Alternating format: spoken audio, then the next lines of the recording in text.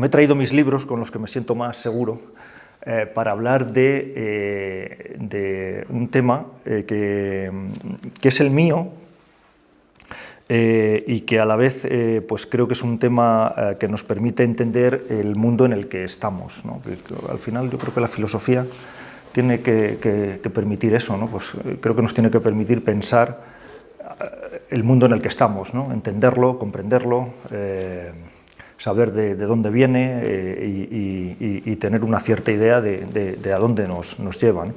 Yo creo que bueno, Hegel lo decía de otra manera. Hegel decía en la fenomenología del espíritu que la filosofía nos debe permitir poner nuestro mundo en conceptos, ¿no? Nuestro mundo en conceptos, pues yo creo que sí, eso es lo que nos debe permitir. Entonces, y este tema lo permite. Este tema de hoy, al menos a mí, me ha permitido y me permite pensar sobre el mundo de hoy, sobre lo que pasa y me permite entenderlo y en fin, y escribir algo y decir algo a propósito de lo que nos rodea.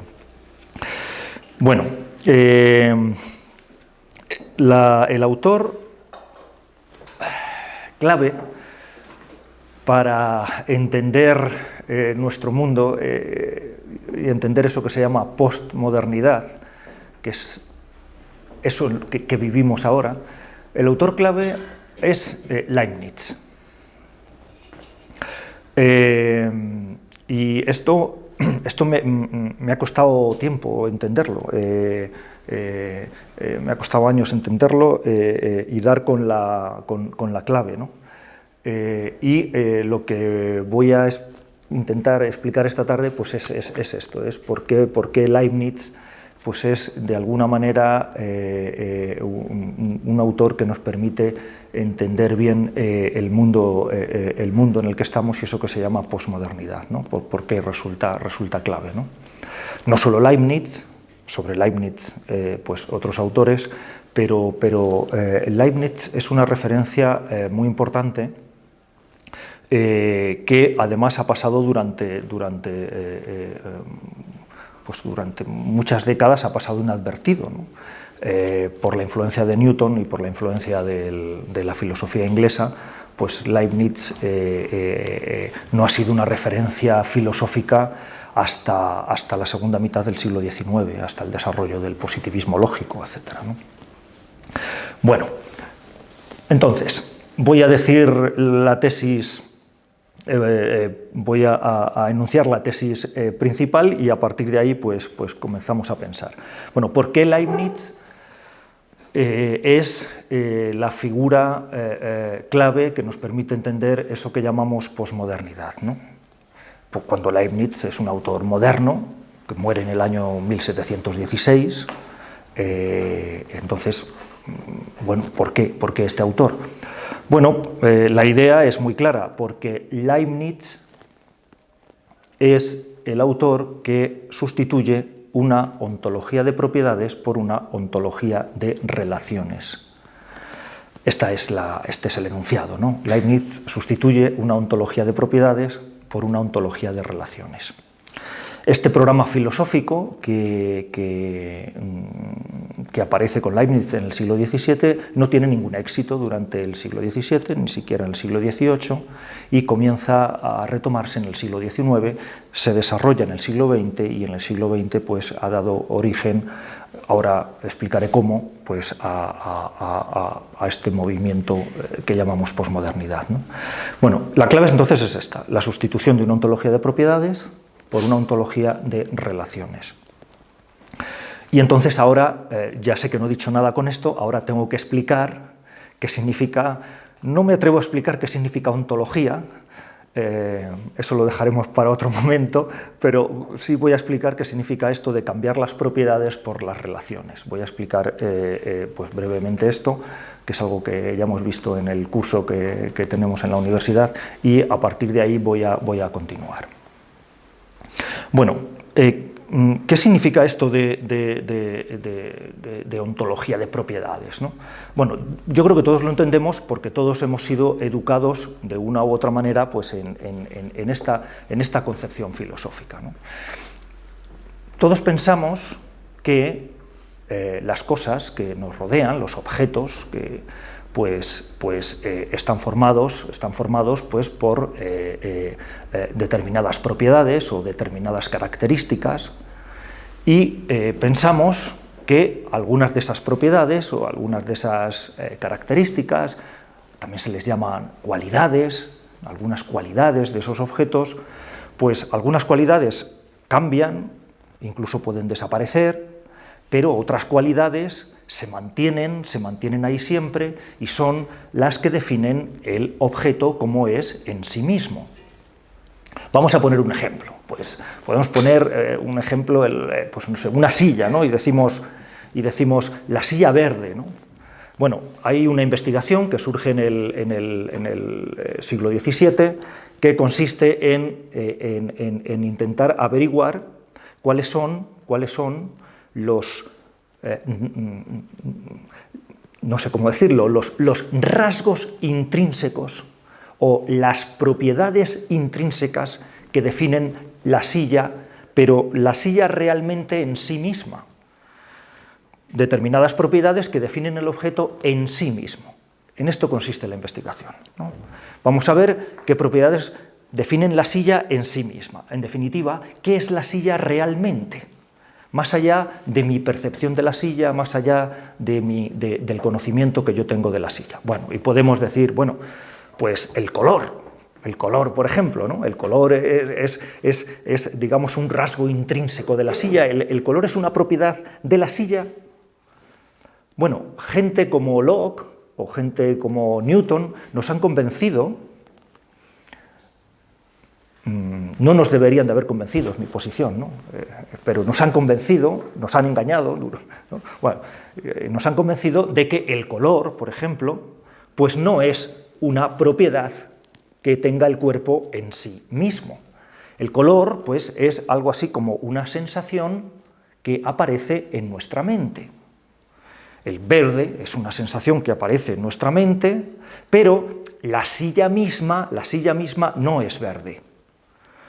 O bien, cuando me tomo una sopa, pues yo digo la sopa está dulce, pues hemos llegado a pensar que el dulzor es una sensación que aparece en mi mente o en mi subjetividad, pero todos hemos llegado a pensar, por influencia de Locke, por influencia de Newton, por influencia de los empiristas ingleses, todos hemos llegado a pensar pues, que el sabor no está en la sopa misma pues no es dulce, ni salada, ni amarga, sino que el dulzor es una sensación que yo tengo, es decir, una sensación que aparece en mi subjetividad, o en mi mente, o en mi consciencia, no sé cómo decirlo, porque esto también es un problema, pero el dulzor no está en la sopa misma. Muy bien, pues entonces la pregunta filosófica es, bueno, ¿y qué es la sopa misma? ¿O qué es la silla misma? Si la silla si el color no es de la silla, si el sabor no es de la sopa, pero entonces, ¿qué propiedades, qué cualidades, qué rasgos intrínsecos tiene la silla, con independencia de que yo esté allí o no, con independencia de que la miremos o no? Dicho de otra manera, ¿qué es la sopa en sí misma, con independencia de que yo la pruebe o no, con independencia de que yo la saboree o no? ¿Cuáles son los rasgos intrínsecos que tienen las cosas, con independencia del observador? Esta es la cuestión. ¿Cómo son las cosas en sí mismas, con independencia del observador? Esta es la cuestión, ¿no? Esta es la cuestión que surge en el siglo XVII. Yo diría mala cuestión porque si nos vamos un poquito atrás, si nos vamos a la Edad Media, y ya si nos vamos a Aristóteles, que es mi preferido en estas cuestiones, pues para los griegos o en la Edad Media, pues en la escolástica medieval se tiene muy claro pues que el color es de la silla, el dulzor es de la sopa, o la rugosidad que yo noto cuando toco la pared, pues está en la pared. Incluso, voy a decir algo todavía más provocativo, cuando digo cosas tales como la tarde del domingo está triste, la tristeza no es una cosa de mi subjetividad, sino que la tristeza es una cosa de la tarde misma. La tarde misma es que se me presenta como siendo triste. No es que la tristeza, digamos, me la represente yo en mi subjetividad, sino que la tarde misma está triste, ¿no? Esto parece que lo digo metafóricamente o poéticamente, pero no es así. Para los griegos todo esto que nosotros llamamos sentimientos y que atribuimos a algo que llamamos la subjetividad o la mente, pues para los griegos todo este ámbito no pertenecía a la mente o a la subjetividad, porque los griegos no sabían nada de la mente y de la subjetividad, sino que todo eso pertenecía a las cosas mismas, ¿no? Esto a mí me encanta, ¿no? Me encantaría vivir en un mundo donde creyésemos esto, que la tristeza no está en nuestra mente, sino que está en las cosas, ¿no? La tarde misma se presenta triste, es que la tristeza chorrea por las paredes de la habitación los domingos por la tarde, ¿no? Bueno, me gustaría que pensáramos las cosas así, pero no las pensamos así. No las pensamos así porque gente como John Locke o como Newton, pues en contra de Aristóteles y del neoaristotelismo y en contra de la escolástica española, ganaron los ingleses, no sé si os habéis dado cuenta, pues eso, en contra de la escolástica española, pues comenzaron a presentarnos las cosas así, ¿no?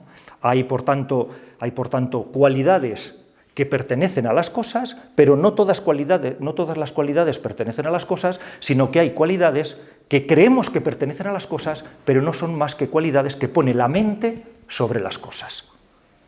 Por ejemplo, el color no es más que una cualidad que pone la mente sobre las cosas, y por ejemplo los sentimientos. Obviamente, los sentimientos, hemos aprendido a pensar todos que los sentimientos no están en las cosas, sino que están en nuestra subjetividad, ¿no? Vale. Bueno, perfecto. Entonces, hay aquí un primer problema y es, pues hay entonces cualidades que creemos que están en las cosas, pero no están en las cosas, sino que están en la mente o están en la subjetividad. Bueno, hay aquí un problema interesante y es, ¿y qué es la mente? O la subjetividad. Deberíamos preguntarnos también esto, ¿no? Porque, daos cuenta, cuando decimos que hay cualidades que no están en las cosas, sino que están en la mente, o que la mente pone sobre las cosas, o que nuestra subjetividad pone sobre las cosas, cuando decimos esto, estamos diciendo en el fondo algo desde un punto de vista filosófico tremendo. Estamos diciendo que existe la realidad y existe la mente que es distinta de la realidad. Existe la realidad y existe la mente que es distinta de la realidad. Bueno, sí, dices que sí, obviamente, ¿no? Bueno, pues de obviamente nada, porque esto, de obvio nada, ¿no? Porque esto comienza a decirse así, con toda naturalidad, en el siglo XVII, sí, pero el concepto de mente o el concepto de subjetividad no existe, por ejemplo, en la filosofía griega. Uno va a Aristóteles y si lee a Aristóteles así, pensando que Aristóteles habla de la mente y de la subjetividad, pues sencillamente es que no entiende nada de Aristóteles. O si el término griego nous lo traduce por mente, que es lo que hacen muchos, pues sencillamente no están entendiendo nada de Aristóteles. Para los griegos no existe la mente, no existe la subjetividad, ni existe nada por el estilo. Para mí tampoco. Porque claro, la pregunta es, claro, estos ingleses nos están diciendo que existe la realidad por un lado y que existe la mente por otro lado. Y yo os preguntaría, ¿alguien alguna vez ha visto una mente por ahí? ¿Dónde está la mente? ¿Encima de la cabeza? ¿En el corazón? ¿En la sangre? ¿No? Miguel Servet, recordemos a Servet, ¿no? En la sangre, en el corazón, o como acaban diciendo John Locke y Newton, en la glándula pineal, que era, ¿no? En la glándula pineal, ¿no? Ahí está la mente, ¿no? Eso pensaban, ¿no? También lo pensaba Descartes, en la glándula pineal, ¿no? Decían esto, esa famosa expresión de esa glandulilla que cuelga de hilillos y fibrillas del centro geométrico del cerebro. Pues esa glandulilla es la casa del alma. Es decir, la mente está ahí puesta. Bueno, está bien, no está por encima de nuestras cabezas, no está en el corazón, no está en los pies, está en la glándula pineal. Bueno, muy bien, está la glándula pineal. ¿Y qué es la mente? ¿Qué es la mente? ¿Qué es la mente? Este es un problema tremendo en el siglo XVII al que nunca responden y al que nunca se ha respondido. Que yo sepa, nunca se ha respondido a esto. Bueno, ellos piensan que la mente, en el siglo XVII se piensa que la mente está hecha de un tejido que no es materia, de un tejido que no es material, es mental. La mente está hecha de mente. Bueno, ¿y qué es la mente? Bueno, no sabemos, pero no es material, pero, daos cuenta, es una sustancia no es material, pero es una sustancia que está metida dentro de una glandulilla que sí es material. La glandulilla sí es material, pero la sustancia misma, no sé, no es material. A esto se le llama filosóficamente dualismo ontológico. Dualismo ontológico significa que dividimos la realidad en dos regiones completamente distintas. Por un lado la materia y por otro lado la mente. Bueno, claro, lo que os tengo que decir así en confianza es cómo nos han engañado los ingleses desde el siglo XVII, ¿no? ¿Cómo es posible que esta gente haya engañado a tantos durante tanto tiempo? Porque nos hemos creído este discurso cuando efectivamente no hay demostración, no hay una demostración empírica de lo que es la mente, ¿no? El que dice que ve la mente, pero no empíricamente, porque empíricamente no se puede ver, sino que la ve de una manera intelectual, es Descartes.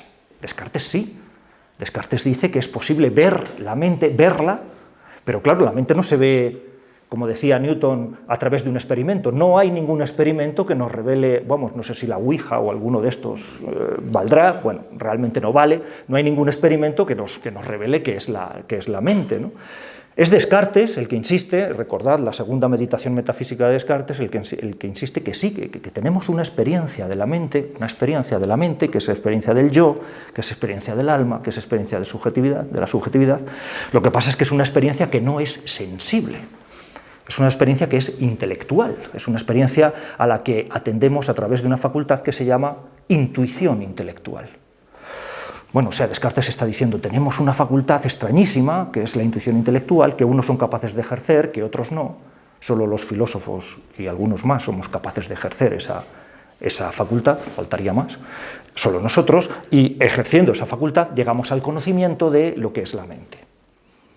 Vale, pues entonces hay una facultad que nos permite tomar conciencia de lo que es la mente, ¿vale? Pero el problema en el caso de John Locke, en el caso de Newton, en el caso de los ingleses, es que no creen en la intuición intelectual. Solo creen en aquello que se puede demostrar experimentalmente. Por eso ellos mismos se llamaban los filósofos experimentales de Oxford. Bueno, solo creen en aquello que se puede demostrar experimentalmente. Muy bien, pues entonces deberíamos preguntarles, ¿y cuál es el experimento que muestra que existe la mente? Respuesta, ninguna respuesta. Uno lee detenidamente los libros que tienen ellos como referencia, el ensayo sobre el entendimiento humano o los principios matemáticos de filosofía natural de Newton, la famosa física de Newton, y no hay respuesta ninguna. Bueno, no hay respuesta ninguna. Bien, pero el hecho es que plantean esta propuesta, aunque no la justifican empíricamente, pero plantean esta propuesta, la división del mundo en definitiva, entre la realidad misma y la mente. Y ahora vuelvo a lo que estaba diciendo antes. La realidad misma tiene unos rasgos intrínsecos. La realidad misma tiene unas cualidades que pertenecen a la propia realidad. Y luego hay otras cualidades que no son de la realidad, sino que pone la mente sobre la realidad. Por ejemplo, el color es algo que pone la mente, pero no está en la realidad. El sabor es algo que pone la mente, pero no está en la realidad. El amor es algo que pone la mente, pero no está en la realidad. El odio tampoco está en la realidad. Bueno, y la pregunta es... O sea, lo más interesante de la vida no está en la realidad, ¿no? Pero entonces la pregunta es, ¿y qué hay en la realidad? ¿Cuáles son las cualidades que tiene la realidad? Bueno, la respuesta que dan es muy clara, por todos conocida. Todo esto nos lo han enseñado en la escuela desde que somos pequeñitos, aunque no nos hemos dado cuenta. Nos han abducido poco a poco, pero no nos damos cuenta de ello, naturalmente, ¿no? Entonces, ¿de qué está hecha la realidad? ¿Qué cualidades tiene la realidad? ¿Qué es la realidad misma? Respuesta. Bueno, la respuesta que dan, tanto John Locke como Newton, es una respuesta en principio enigmática: solidez, extensión, forma, movimiento, reposo y número, ¿no? Eso es lo que dicen. Esas son las cualidades de la realidad, lo que pertenece a la realidad. Daos cuenta, solidez, extensión, forma, movimiento, reposo y número. Bueno, la solidez en el sentido de impenetrabilidad, ¿no? Cuando yo experimento solidez en el sentido de impenetrabilidad, eso entienden que pertenece a la realidad misma, no solo una cosa que pone la mente, sino que pertenece a la realidad misma es sólida. Claro, la realidad misma es sólida en el sentido de impenetrable, y de esto sí se pueden hacer experimentos. Pasa uno por allí y se da un golpe, ¿no? y le da una patada a una piedra y le duele y estas cosas, ¿no? Bueno, o sea, la realidad es sólida, ¿no? Solidez, extensión, la realidad es extensa, siempre, la realidad es extensa, la extensión no es algo que pone mi mente, sino que, exactamente, sino que la realidad tiene una determinada extensión y, en consecuencia, una determinada forma. Y además dicen otra cosa, dicen que la realidad misma tiene movimiento o reposo. Esto es tremendo, esto de que tiene movimiento o reposo. Esto es tremendo que lo diga Newton, ¿no? Porque, claro, un poquito antes Galileo, en el año 1633, había dicho que la realidad misma ni tiene movimiento ni tiene reposo, que el movimiento es relativo. Es decir, que el movimiento depende del sistema de referencia que arbitrariamente elegimos. Esto es lo que había dicho Galileo, ¿no? El movimiento depende del sistema de referencia que arbitrariamente elegimos. Para Galileo, todo movimiento, lo que nosotros conocemos como movimientos rectilíneos uniformes y lo que nosotros conocemos como movimientos acelerados, esta distinción no lo hace Galileo, y todos los movimientos para Galileo son relativos. Todos los movimientos dependen del sistema de referencia que arbitrariamente elegimos. ¿Esto qué significa? Bueno, decir que todos los movimientos son relativos significa que la realidad misma ni tiene movimiento ni deja de tener movimiento, sino que el movimiento simplemente aparece cuando establecemos arbitrariamente un sistema de referencia y entonces a partir de ese sistema de referencia pues se define el movimiento. Pero las cosas mismas en sí mismas, respuesta, ni movimiento ni reposo. Y esto lo decía a propósito de la Tierra, como sabéis, ¿no? Claro, cuando le preguntan, ¿pero la Tierra se mueve o no se mueve? La respuesta de Galileo no es, y sin embargo se mueve, esta tontería que nos cuentan siempre, ¿no? La respuesta de Galileo, claro, la respuesta de Galileo es, no lo sé, ni me importa, o sea, la respuesta de Galileo es, depende. ¿Se mueve o no se mueve? Depende. ¿Depende de qué? Pues depende del sistema de referencia, ¿no?, que elegimos. Un barco en alta mar, ¿no? Es lo que cuenta en la jornada segunda del diálogo sobre los dos sistemas máximos del mundo. Un barco en alta mar, ¿se mueve o no se mueve? Pues depende. Para el sistema de referencia situado en el puerto, el barco se mueve. Ahora, para el marinero que está jugando al billar en la bodega del barco, el barco no se mueve. Entonces, ¿el barco se mueve o el barco no se mueve? Pues lo que está diciendo Galileo en el fondo es algo tremendo. Es que el movimiento no es una propiedad de los cuerpos. Esto es lo que está diciendo. El movimiento no es una propiedad de los cuerpos, sino que el movimiento es una relación entre el cuerpo y el sistema de referencia arbitrariamente elegido. Esto es lo que está diciendo Galileo y por eso la Santa Inquisición española quiso colgarlo, meterlo en la hoguera. ¿Por qué? Esto es muy interesante, lo cuento deprisa porque tiene que ver con el tema de esta tarde. Bueno, querían quemarlo en la hoguera y con razón. Yo hubiera sido un inquisidor. Yo los entiendo bien y además me gustan y además eran gente muy lista. Querían condenarlo y con razón, pues porque, claro, estaba diciendo que una propiedad, algo que se consideraba que era una propiedad de los cuerpos, el movimiento, se consideraba que era la propiedad fundamental de los cuerpos desde Aristóteles. Para Aristóteles el rasgo fundamental de los cuerpos es este, el movimiento, el cambio, ¿no?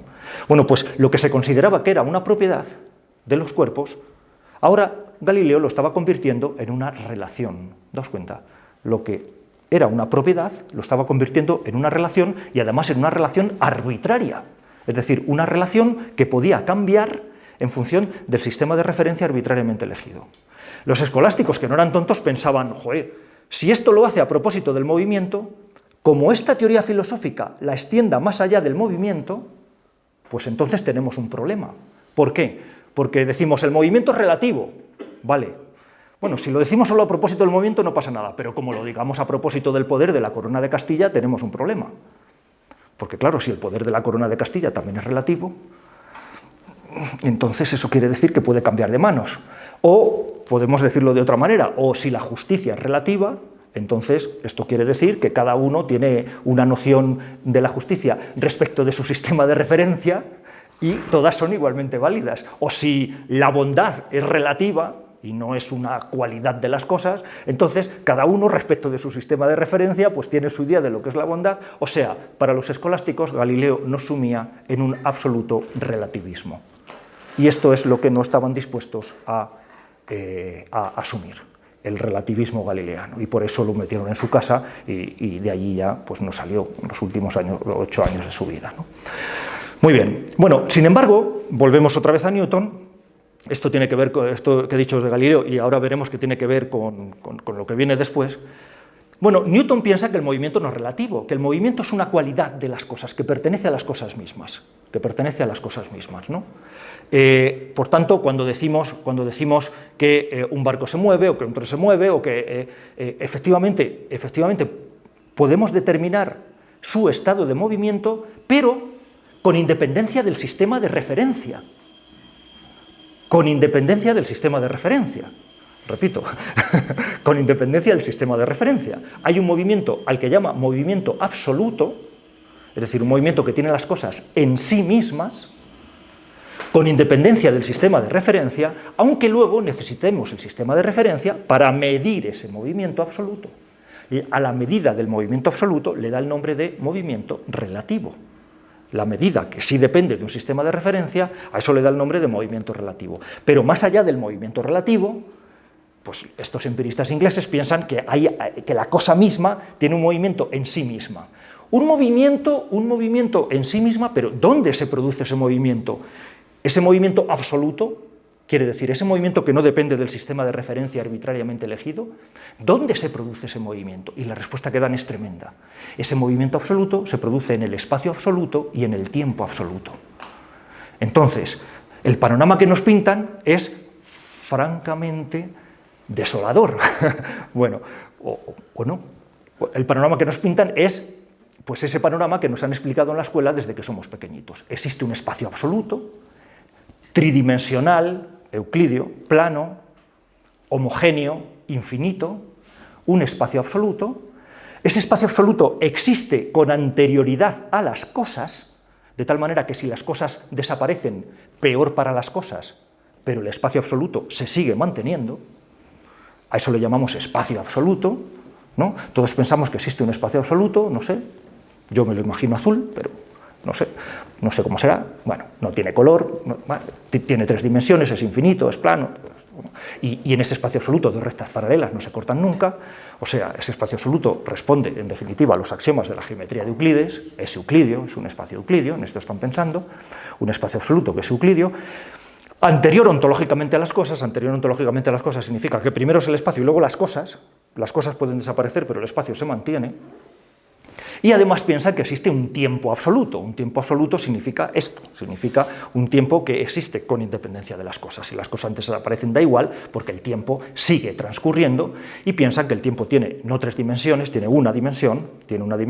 Además piensan que el tiempo no es reversible. Bueno, ya esto la termodinámica lo explica mejor, ¿no? Años después de la muerte de Newton. El tiempo no es reversible y además el tiempo es infinito. El tiempo no tiene ni principio ni final. Bien, daos cuenta de lo que nos están diciendo, y esto es lo interesante.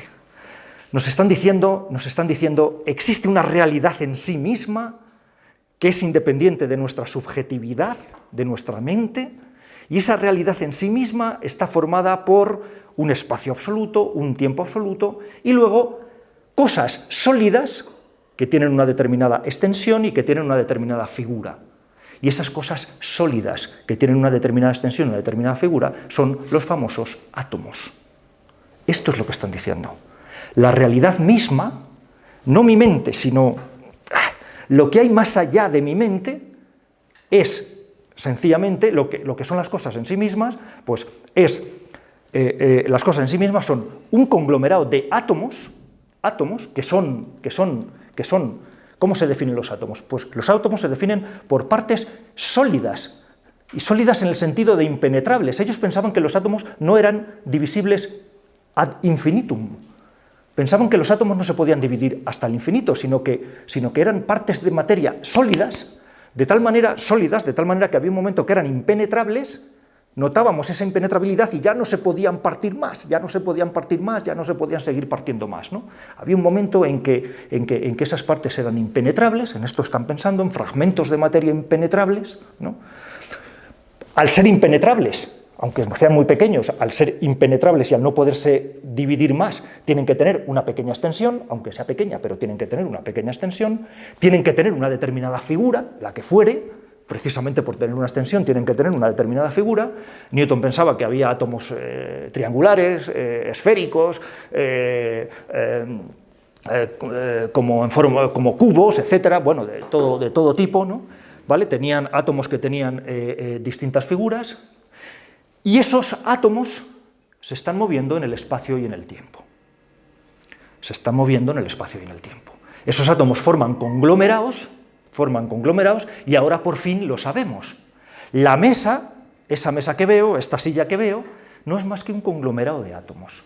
Eso es lo que nos están diciendo. La realidad de la silla es un conglomerado de átomos moviéndose en ese espacio absoluto y en ese tiempo absoluto, y cuando yo digo el verde de la silla, pues ese verde que yo veo no es más que un producto de mi subjetividad, pero el verde mismo no está en la silla. Lo que está en la silla, lo que es la silla son los átomos. Claro, otra cosa es, bueno, y entonces el color, ¿cómo se produce a partir de los átomos? Bueno, esta ya es una investigación que el mismo Newton aborda en la óptica. Bueno, si eso es así, si la silla misma no tiene color, más que un conjunto de átomos, entonces el color mismo, ¿cómo se genera el color a partir de los átomos? Bueno, la respuesta que da Newton ya lo sabemos, ¿no? Newton tenía una teoría corpuscular a propósito de la luz, la teoría ondulatoria es posterior, es de Huygens, aunque Descartes ya había pensado en ella, pero la teoría corpuscular de Newton, pues ya sabéis, los colores dependen pues, de los chorros de partículas, de los chorros de partículas, lo voy a contar un poquito porque es muy divertido, chorros de partículas que impactan sobre la membrana más externa de nuestros ojos. Entonces, chorros de partículas que impactan sobre la membrana más externa de nuestros ojos. La membrana más externa de nuestros ojos comienza a moverse, comienza a agitarse por el impacto de las partículas, se agita la membrana más externa de nuestros ojos, esa agitación de la membrana pone en movimiento las partículas que hay dentro de los nervios, que llegan hasta la membrana del ojo, ¿no? Ese movimiento de la membrana pone en movimiento a su vez las partículas que hay dentro de los nervios, esas partículas les llamaban ellos espíritus animales, ¿no? Les llamaban espíritus animales porque eran partículas fluidas, ¿no? Decían, que corren por el interior de nuestros nervios, ¿no? Y esas partículas corriendo por el interior de nuestros nervios, que han sido activadas por la membrana, que a su vez ha sido activada por los corpúsculos, ¿no?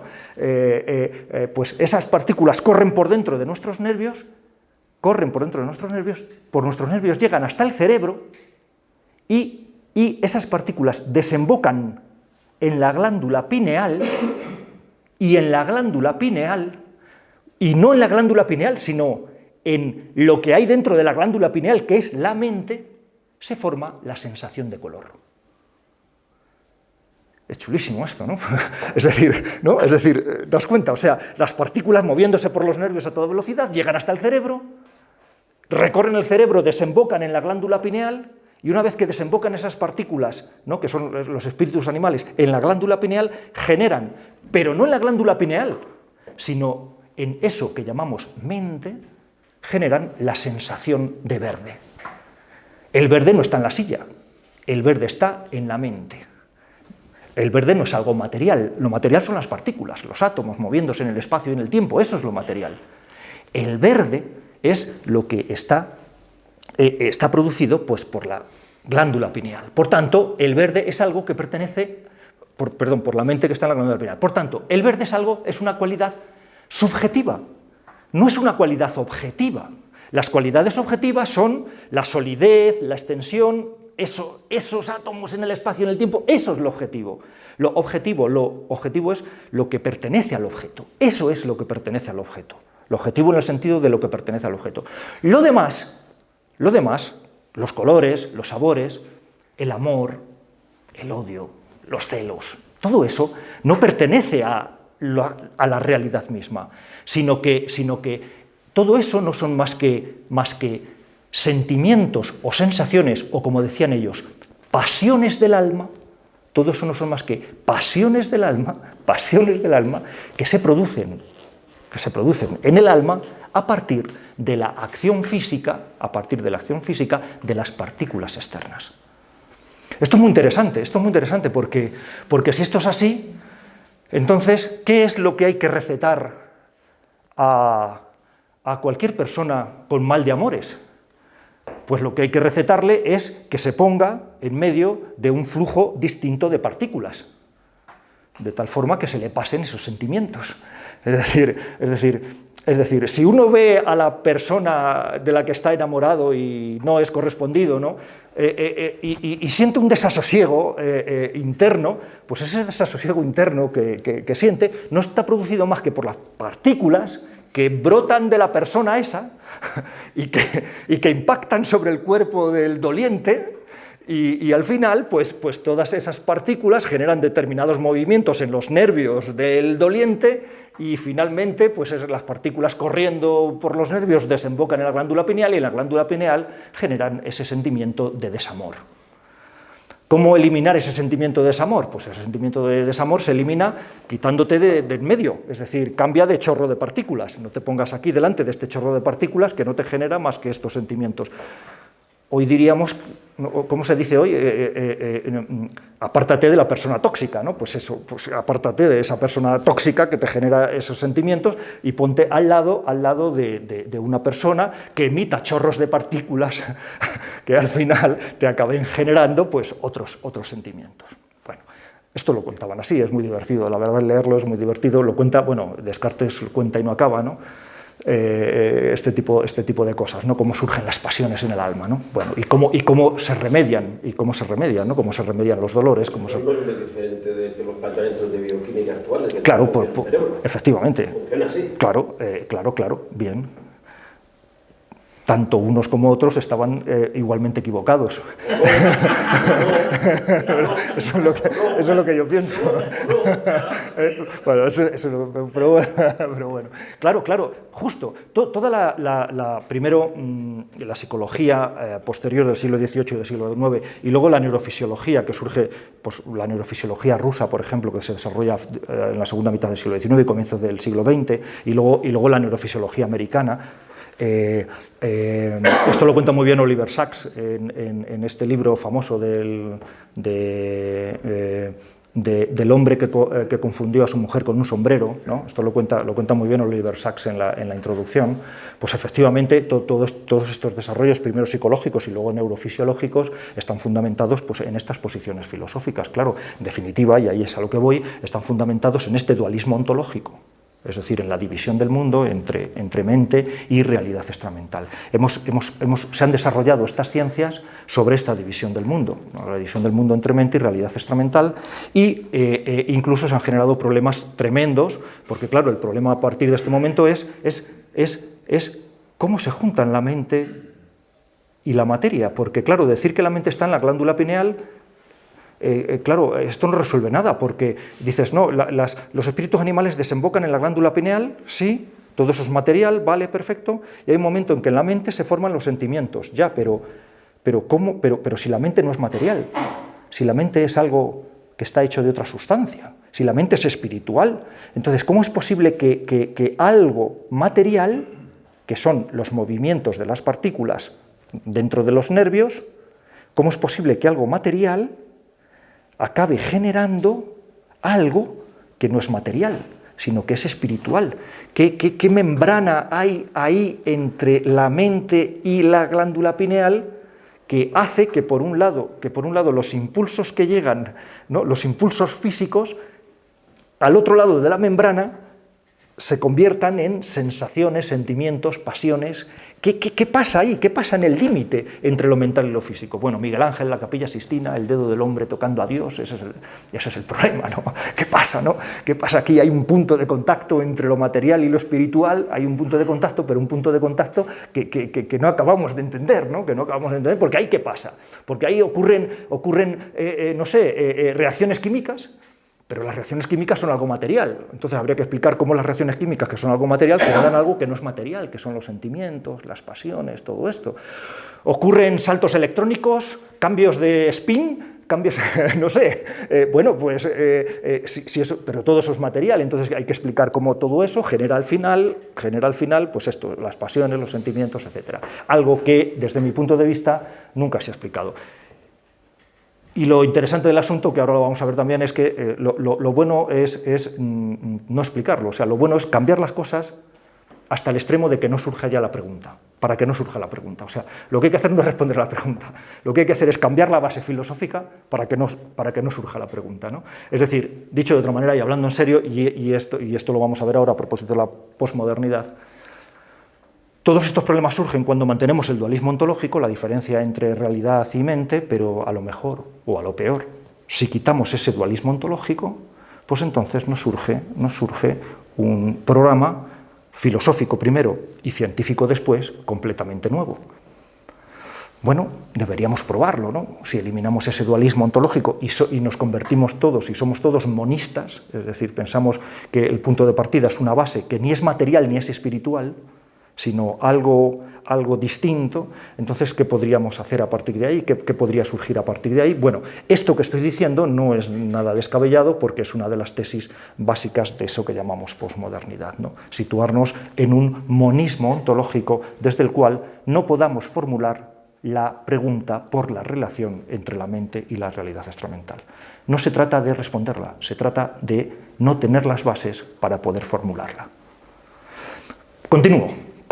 Bien, pasamos ahora viene Leibniz, ¿no? Bueno, daos cuenta, claro, estamos hablando de que la realidad tiene unas propiedades intrínsecas, unas cualidades primarias, que son estas a las que me he referido, ¿no? Por otro lado, están las cualidades secundarias, que son cualidades que pone la mente sobre las cosas, pero que realmente no pertenecen a las cosas. Por eso les llama Newton cualidades secundarias, porque creemos que pertenecen a las cosas, pero no pertenecen a las cosas, sino que son tan solo sensaciones en nuestra mente. Son los colores, los sonidos, los sabores, todo este tipo de cosas. Bien. Bueno, pues ya tenemos entonces la realidad determinada por unos rasgos intrínsecos y a partir de este momento, a partir del año 1687, que es el año en el que Newton publica los principios matemáticos de filosofía natural, pues a partir de este momento los científicos estudian la realidad misma. Y luego ya la realidad material, ¿no? Y luego ya el mundo mental, lo mental, la subjetividad, pues ya pasa a estar estudiada pues, por los psicólogos y luego por los filósofos primero, por los psicólogos después. Buena parte de la filosofía acaba derivando en psicología, etcétera, ¿no? Bueno, segundo punto que quiero comentar. A todo este programa se opone Leibniz en el año 1714. Que es lo que hemos visto en clase, ¿no? Leibniz se opone en el año 1714. Hay una correspondencia entre Leibniz y Newton, que aparece aquí en este libro, la polémica Leibniz-Clark. Clark era el director de la Royal Society, que ya se había fundado, y la polémica comienza en el año 14. Clark era amigo de Newton. Newton fue el primer director, ¿no?, de la Royal Society. Luego el director fue Clark, eran muy amigos, quiero decir que respondía Clark, pero realmente el que estaba respondiendo es Newton, el que leía las cartas de Leibniz era Newton y el que estaba respondiendo era Newton, ¿no? Bueno, Leibniz le dice a Newton, la polémica es interesante en muchos respectos, pero aquí sigo un hilo conductor y no quiero salirme de él. Leibniz le dice a Newton que no se ha enterado de lo que es hacer filosofía. Que no se ha enterado de lo que es hacer filosofía.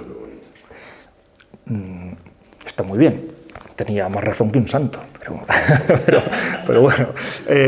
¿Por qué dice que no se ha enterado de lo que es hacer filosofía? No, es que lo que le dice no sabes hacer filosofía, no tienes ni puta idea de lo que es el cálculo infinitesimal. Por supuesto. No, dice de todo menos bonito. Claro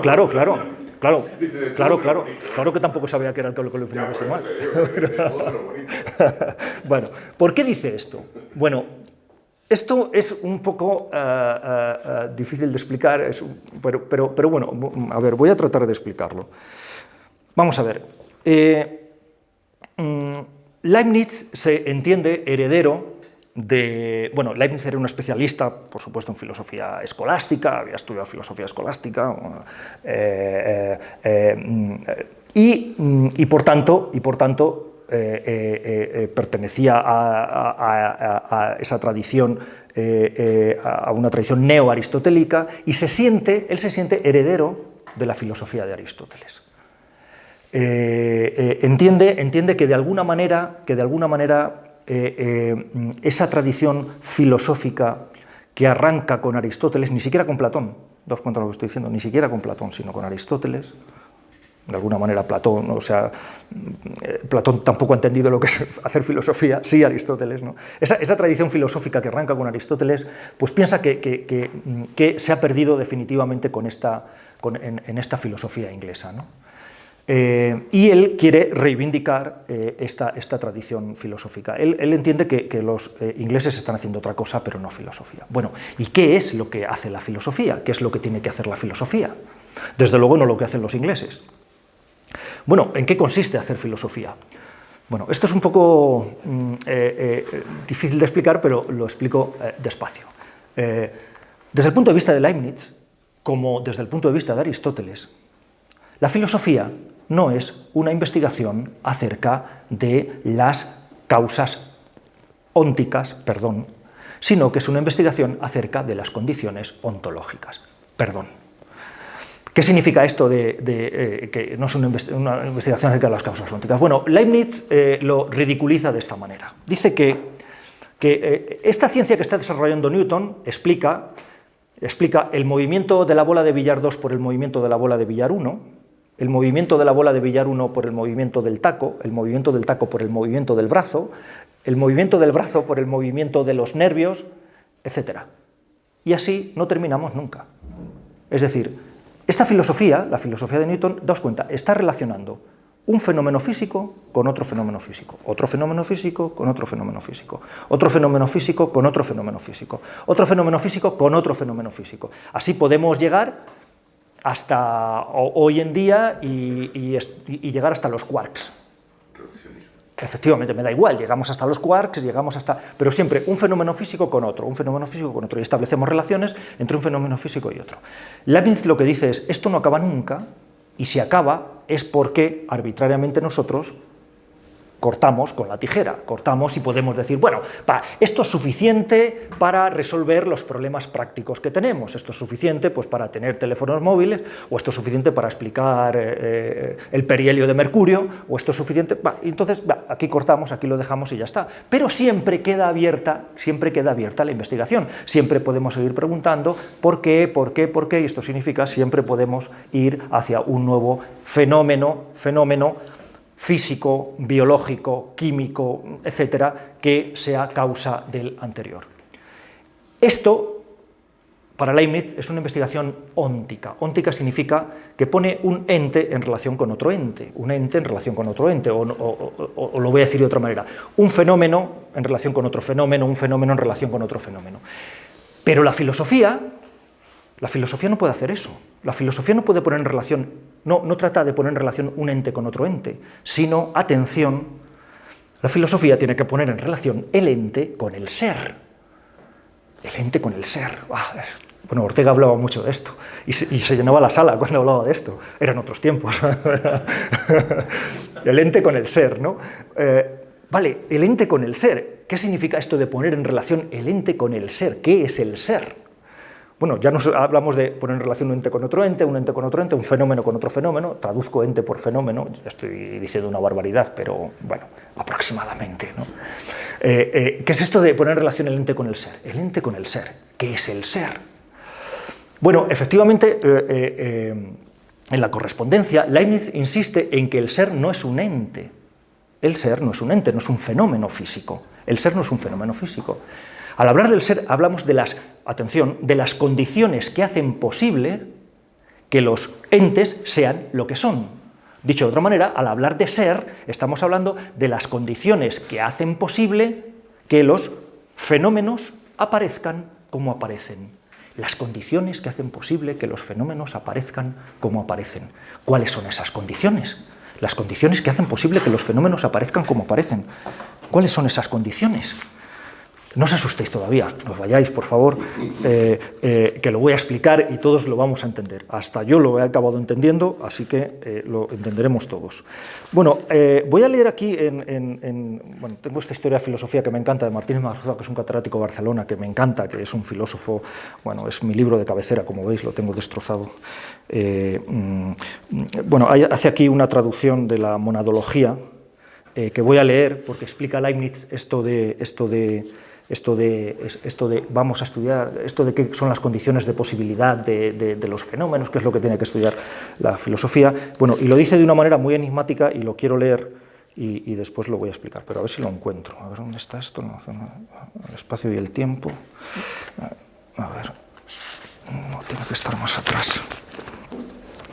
Dejadme que lo busco esto.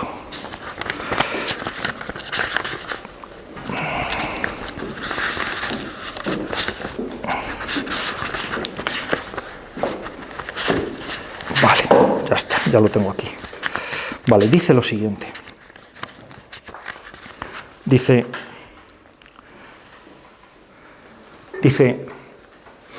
traduciendo a Leibniz, dice, Newton no ha entendido que todo ha de poder ser reducido al proceder absoluto de la razón, y escribe Vernunft, ¿no? En alemán, razón, escribe razón con mayúscula, ¿no? Todo ha de poder ser reducido al proceder absoluto de la razón. Todo ha de poder ser constituido desde la razón. Lo concreto mismo ha de poder, aunque sea en un proceso infinito, ser construido racionalmente. Para ello es preciso que ampliemos la noción de la lógica a algo distinto de aquel proceder que se refiere siempre a la subsunción de universales bajo otros universales. La lógica debe abarcar no solo el silogismo aristotélico, sino toda forma de paso absolutamente evidente del entendimiento de una cosa a otra. La validez de una demostración matemática es un asunto de pura lógica, aunque no se pueda reducir a silogismos. Vale, lo está diciendo todo y lo explico. Y aquí viene lo interesante, ¿no? ¿Qué quiere decir con esto de condiciones, estudiar el ser, estudiar las condiciones que hacen posible la emergencia del mundo? ¿Qué quiere decir esto? Newton no se ha enterado, no ha estudiado en definitiva esto de las condiciones que hacen posible la emergencia del mundo. ¿De qué está hablando? ¿De qué nos está hablando? Él mismo lo dice. Del proceder puro de la mente de acuerdo a su propia ley. ¿Y qué es esto del proceder puro de la mente de acuerdo a su propia ley? Lo voy a decir de otra manera, ¿no? La razón, no dice él con mayúsculas. ¿Y qué es esto? Respuesta, la lógica. Está hablando de esto. Está diciendo algo que quizá nosotros entenderemos incluso mejor que él, está diciendo que Newton no se ha enterado de que lo que constituye el mundo es una estructura lógica. ¿Daos cuenta de lo que estoy diciendo? Una estructura lógica. Una estructura lógica. Por tanto, y esto es lo que tiene que investigar la filosofía. O sea, no vale con decir este hecho se produce, o este fenómeno se produce por este otro, y este otro por este otro, y este otro por este otro. Bueno, ya, vale, has hilvanado todos los fenómenos, perfecto. Pero lo que me tienes que explicar es cuál es la estructura lógica que hay debajo de los fenómenos y debajo de las relaciones que se establecen entre los fenómenos. Esto es lo que está diciendo. Está diciendo en el fondo algo tremendo. Está diciendo en el fondo que todo lo que aparece en el mundo, todo lo que aparece significa esta mesa, esta silla, este árbol, nosotros, todo es el resultado de una estructura lógica. Por tanto, no se trata, daos cuenta que no está enlazando un ente con otro ente, un hecho con otro hecho, un fenómeno físico con otro fenómeno físico, sino que su investigación pretende ser algo mucho más poderoso. Su investigación pretende ni más ni menos que hallar la estructura lógica que hace posible que el mundo emerja como emerge. La estructura lógica que hace posible que las mesas aparezcan, que hace posible que las sillas aparezcan, que hace posible que los árboles aparezcan. Claro, lo que está diciendo es esto, hay una estructura lógica. Y además, por lo que he leído, dicen más cosas, ¿no? Una estructura lógica. Dice, una estructura lógica que no es la lógica aristotélica, una estructura lógica que no se puede entender como la silogística de Aristóteles, una estructura lógica que no puede ser la de subsumir universales en universales o particulares en universales o estas cosas. En definitiva, una estructura lógica, sí, pero ¿cuál es esa estructura lógica? Respuesta, la lógica de Aristóteles no nos vale. No nos vale para explicar la emergencia del mundo. Tenemos que pensar en esa otra estructura lógica. Entonces, por eso he dicho, la filosofía es una investigación acerca del ser, no del ente. ¿Qué quiere decir esto de una investigación acerca del ser, no del ente? Pues ahora con Leibniz lo vemos muy bien. Esto quiere decir, ¿el ente cuál es? La silla. ¿Y en qué consiste el ser de la silla? Respuesta, en la estructura lógica que hace que la silla aparezca como aparece.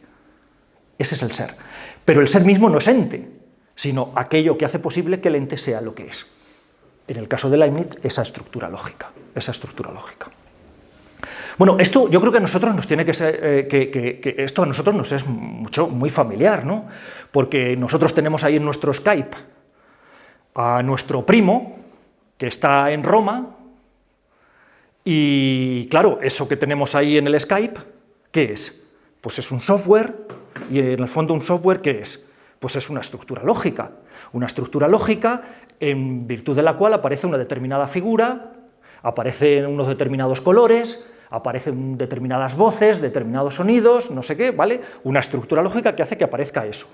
Claro, nosotros podemos pensar, hombre, ya, pero no es mi primo, que mi primo está en Roma, ¿no? Es una imagen de mi primo que aparece en la pantalla del ordenador. Vale. Imaginemos, y esto es lo que propone Leibniz, imaginemos que tenemos una lógica que hace que aparezca, pero no una imagen de mi primo, sino mi primo mismo.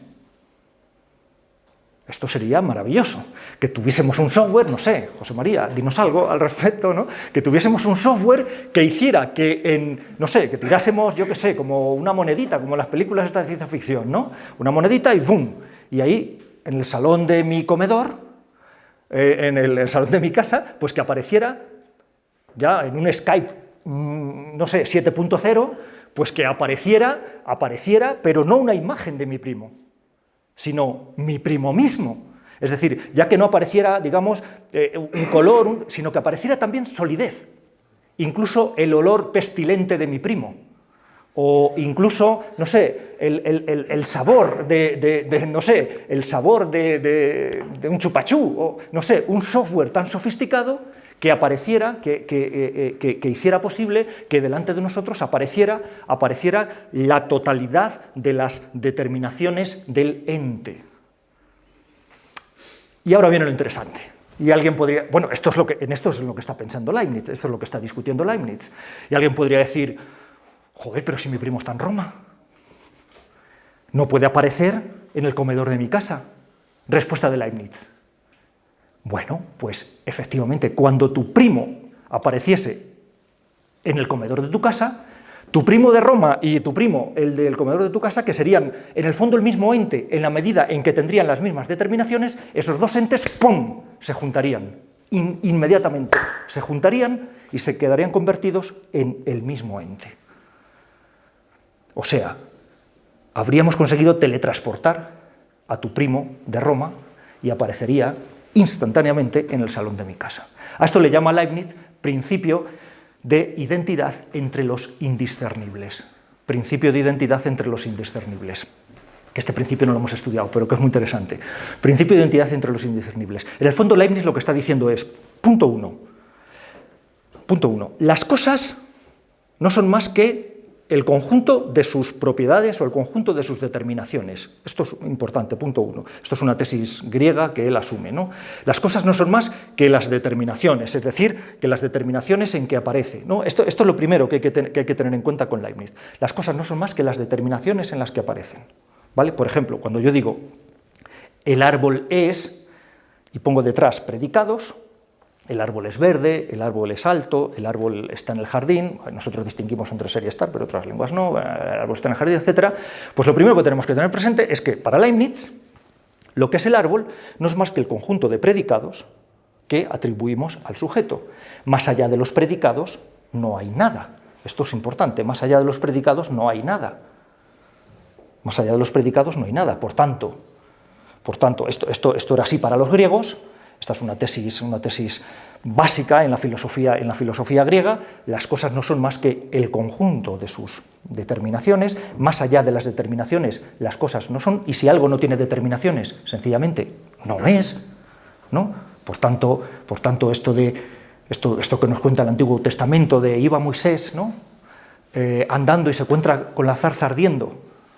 Y la zarza le dice, ¿no? Y le pregunta a la zarza, Bueno, habéis hecho la primera comunión, todos los que estamos aquí hemos hecho la primera comunión. Y entonces le pregunta a la zarza, ¿y tú quién eres? Y la zarza le responde, yo no soy ni qué, ni cuándo, ni cómo, ni dónde, ni por qué. Esto es un pasaje esencial de la filosofía judía, porque en el fondo lo que están diciendo, ¿qué están diciendo en el fondo? Lo que están diciendo en el fondo es que en la tradición judía, o judio-cristiana, que es la nuestra, sí es posible que algo exista sin predicados. Por eso, ¿no? Por eso comienza exactamente, Dios no es Dios no tiene predicados, exactamente. Dios existe y no tiene predicados, ¿no? Está más allá de los predicados. Por eso de ahí ¿no? Antes que nada fue el verbo, y el verbo se hizo carne y el verbo habitó entre nosotros. Eso significa el verbo, algo es, antes que nada fue el verbo, y el verbo se hizo carne y el verbo habitó entre nosotros, es decir, el verbo sin predicados. Es decir, algo, Dios todopoderoso, que no tiene predicados y que sin embargo existe. Esto lo entiende la tradición judía, pero esto no lo entiende la tradición griega. O sea, si en vez de Moisés hubiese sido un griego el que se hubiera encontrado con la zarza, le hubiera echado un cubo de agua y hubiera seguido el griego su camino con toda tranquilidad, porque no entiende esto, un griego no puede entender esto de algo que existe pero no tiene determinaciones. Si algo no tiene determinaciones, si algo no tiene predicados, entonces sencillamente no existe. Bueno, esto lo asume Leibniz tal cual, y esto es algo que tenemos que tener claro. Esto de los entes son esa pluralidad de determinaciones, punto 1. Y punto 2. Y si dos entes tienen exactamente las mismas determinaciones, entonces no son dos, son el mismo ente. Por consiguiente, si tenemos un software súper complicadísimo, que es tanto como decir la estructura lógica que constituye el mundo, ¿no? Y conseguimos reproducir en nuestro comedor todas y cada una de las determinaciones que configuran ese ente al que llamamos mi primo, pues si conseguimos reproducir todas las determinaciones, entonces ya no serían dos entes, serían el mismo ente. Y alguien podría decir, y es una de las partes de la polémica entre Newton y Leibniz, y alguien podría decir, ¡qué barbaridad! Esos entes podrían, aunque tuviesen todas las determinaciones, seguirían siendo dos, sencillamente porque esos dos entes ocupan posiciones distintas en el espacio. Y Leibniz responde, es que el espacio no es nada en sí mismo. El espacio no es más que una determinación del propio ente. El espacio no es nada en sí mismo, y el tiempo tampoco es nada en sí mismo. Entonces, daos cuenta la ontología que está proponiendo, tremendo, en contra de los filósofos empiristas, ¿no? Los entes no son más que una pluralidad de determinaciones, y esas determinaciones resulta que están constituidas en función de relaciones lógicas. No son más que relaciones lógicas. O dicho de otra manera, vivimos en Matrix. Vivimos en la Matrix, y lo que tiene que hacer la filosofía, es descubrir el software que genera, ¿no?, la estructura lógica que genera esa Matrix en la que vivimos. Alguien como Newton no sabe lo que es hacer filosofía porque Newton no ha salido de la Matrix. Newton simplemente está jugando ahí y nos pone en relación un hecho de Matrix con otro hecho de Matrix, con otro hecho de Matrix. Muy bien, nos pone en relación un hecho de Matrix con otro hecho de Matrix, pero eso es una tontería. No se trata de poner en relación un hecho con otro hecho, se trata de encontrar la estructura lógica que hace posible que el mundo emerja como emerge. El fondo del asunto, y esto es a lo que voy esta tarde, el fondo del asunto es que Leibniz está cambiando, como veis, está diciendo que eso, lo que llamamos propiedades, ¿no?, y que definen los entes, no son en el fondo más que relaciones, y además relaciones lógicas. Por tanto, esto es lo que está diciendo, lo que considerábamos propiedades, ahora resulta que son relaciones lógicas. Por tanto, por eso he dicho al principio, Leibniz cambia una ontología de propiedades por una ontología de relaciones. Este es el punto. Cambia una ontología de propiedades por una ontología de relaciones. Porque cuando estamos hablando de la lógica, ¿de qué estamos hablando? Estamos hablando de meras relaciones. Esto lo hemos entendido luego mejor esto quizá lo hemos entendido luego mejor nosotros con esto que hemos visto de las matemáticas, ¿no? Del que veíamos el día pasado, lo hemos entendido mejor que nosotros, quizá mejor nosotros que el propio Leibniz. Pero relaciones, estamos hablando de relaciones, pero relaciones de qué con qué. Relaciones de nada con nada. Por tanto, daos cuenta, primero no son las... O sea, porque nosotros tendemos a pensar, hombre, si hablamos de relaciones, algo se tiene que relacionar, tiene que haber un algo y otro algo, y luego aparece la relación entre ese algo y otro algo. Y Leibniz lo piensa justo al revés. No es que haya un algo y otro algo y luego una relación entre los dos algos, sino que hay relaciones y las relaciones definen los algos. O sea, es al revés. No es que hay propiedades y luego relaciones entre las propiedades, sino al revés. Hay relaciones lógicas, relaciones de nada con nada, y son las relaciones, los cúmulos de relaciones, los que generan las propiedades, y los cúmulos de propiedades los que generan los entes. Entonces, las cosas en sí mismas, ¿qué son? Nada más que cúmulos de relaciones. Por eso se ríe cuando Newton habla de átomos. Habla de átomos que tienen dureza, que tiene, claro, y él dice, ¡qué barbaridad! Átomos. ¿Qué son los átomos? A los átomos, como sabéis, Leibniz les llama mónadas. Mónadas. ¿Qué son las mónadas? Pues las mónadas son unidades, pero unidades no materiales, no sólidas, extensas, sino unidades lógicas. Unidades formadas por relaciones lógicas. Esas relaciones lógicas son las que hacen posible la solidez, la extensión, etc. Pero con anterioridad tenemos que contar con esas relaciones lógicas. Daos cuenta, relación. Ya sé que esto cuesta trabajo decirlo, o sea, pensarlo. Yo sé que cuesta trabajo pensarlo. Pero a todo se acostumbra uno. O sea, yo he acabado entendiéndolo, asumiéndolo y hasta me gusta. ¿Las bilocaciones están afectadas entonces? ¿Las? Las bilocaciones, una persona que puede aparecer en dos sitios distintos, Ah. que están descritas en la... Eso no lo sé. Eso. Eso no lo sé. Sobre eso Porque no... hay, bueno, en cuestión de santos y cosas de esas, hay biografías o hay relatos en que aparece en México y en Madrid. Es verdad, sí. Bueno, pues eso no lo sé, porque no lo he pensado. No lo sé y no lo sé, pero es interesante. Pero la verdad es que no lo he pensado, no puedo responder. Pues tendré que pensarlo. Lamento no responder. Bueno, vale, entonces, esta es la idea.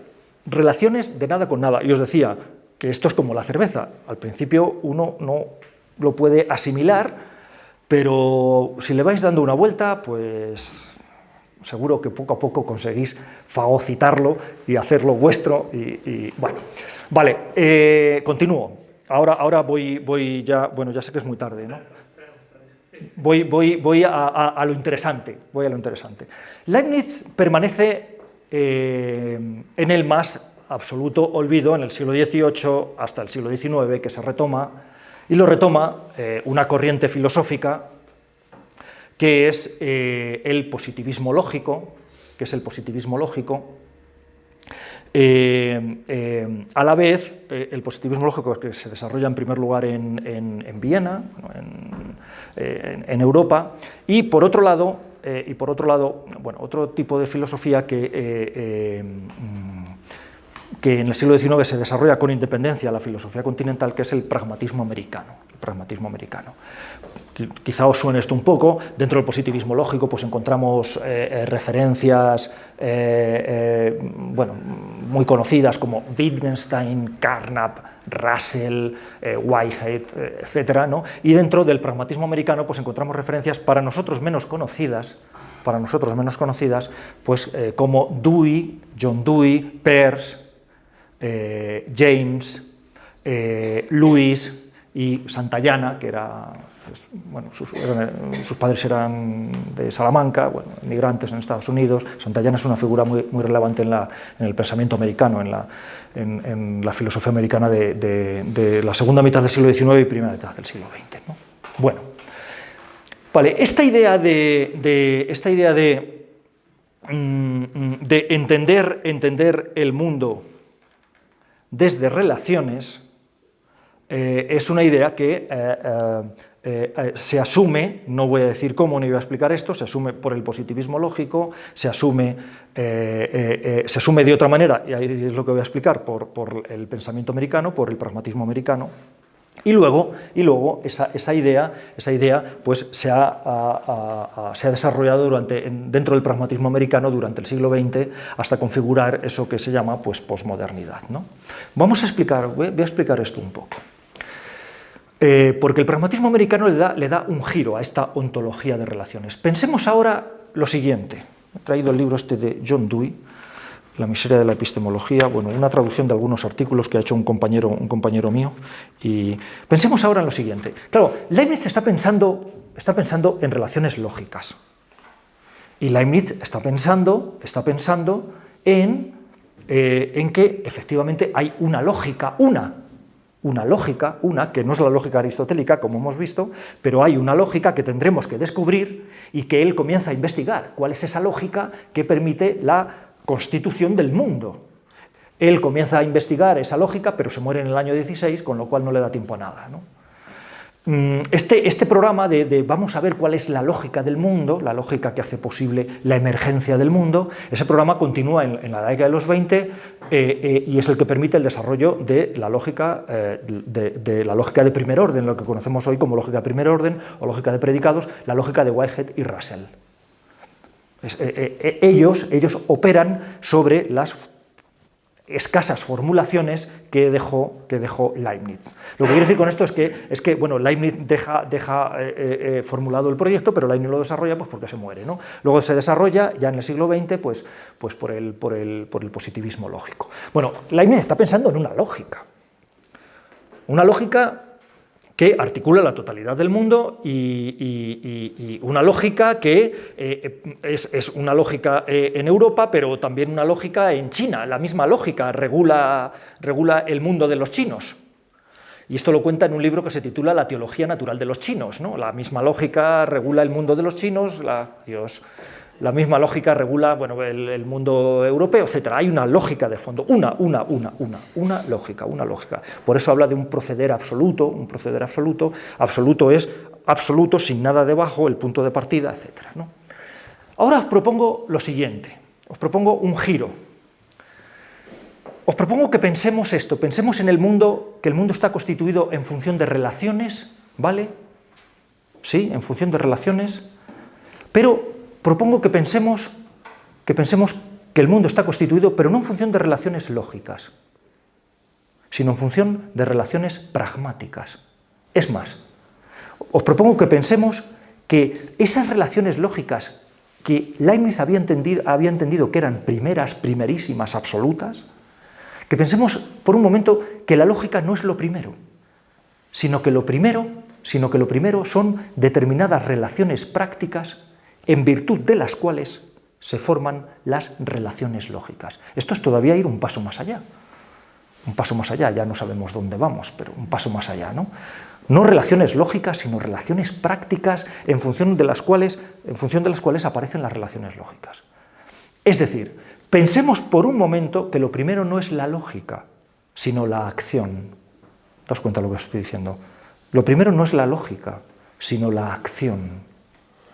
Lo primero no es la lógica, sino la acción. O dicho de otra manera, lo primero es el trato práctico. Hay un trato práctico con anterioridad a la lógica y con anterioridad a la constitución del mundo. Por tanto, las primeras relaciones no son relaciones lógicas, sino que son relaciones prácticas, y las relaciones lógicas están soportadas sobre las relaciones prácticas. ¿Qué cosa es esta? ¿Cómo podemos entender esto? ¿Esto quién lo dice? Bueno, esto lo cuenta muy bien John Dewey en un libro que escribe que publica en el año 1936, que se titula Lógica, una teoría de la investigación. Es un tocho de 1000 páginas y a mí me parece una de las obras filosóficas de referencia del siglo XX, junto a Ser y Tiempo de Heidegger y alguna otra. Es una obra impresionante, ¿no? Bueno, esto lo cuenta John Dewey en la Lógica, pero en el año 36, ¿no? Bueno, también lo resumen en un artículo que publica en el año 2 años antes de la Lógica, en el año 34, y el artículo se titula El artículo que publica en el año 34 para explicar esto se titula, dejadme que lo... porque voy a leer solo un fragmento para explicar esto de qué es la acción, que se titula El concepto de arco reflejo en psicología. Un artículo que publica en el año 34 y que revisado y que ya había publicado, bueno, en el año 96, en el año 1896, pero el del año 34 es el del 96, pero revisado, ¿no? Bueno, voy a leer solo un fragmento para entender esto de qué es la acción y dice lo siguiente. Dice, tomemos como ejemplo el caso bien conocido del niño y la vela, o sea, un niño y una vela. Un niño y un bebé y una vela, ¿no? Dice, habitualmente se dice que la sensación de la luz actúa como estímulo, cuya respuesta es alcanzar con la mano. O sea, habitualmente lo que se dice es la vela, ¿no? La vela genera una sensación luminosa, que es el estímulo, y entonces el niño reacciona, ¿no? Emite una respuesta que es alcanzar la vela con la mano, ¿no? Dice, cuya respuesta es alcanzar con la mano. La quemadura resultante, el niño va a coger la vela, la llama, y la quemadura resultante es un estímulo cuya respuesta es retirar la mano, y así sucesivamente. Sin duda es este un modo aproximado, un modo práctico de representar el curso aparente de los acontecimientos, pero cuando preguntamos por su adecuación psicológica, la situación es muy otra. El análisis nos revela que empezamos, atención, esto es lo interesante, el análisis nos revela que empezamos no con un estímulo sensorial, sino con una coordinación sensoriomotora, la coordinación óptico-ocular, y que en cierto sentido es el movimiento lo primero. El movimiento es lo primero, y el movimiento constituye la vela, y la sensación es secundaria, donde el movimiento de los músculos del cuerpo, la cabeza, los ojos, etc., determina la cualidad de lo que se experimenta y de lo que se percibe. Bueno, no leo más, porque esto no es una... ¿Qué quiere decir Dewey con esto?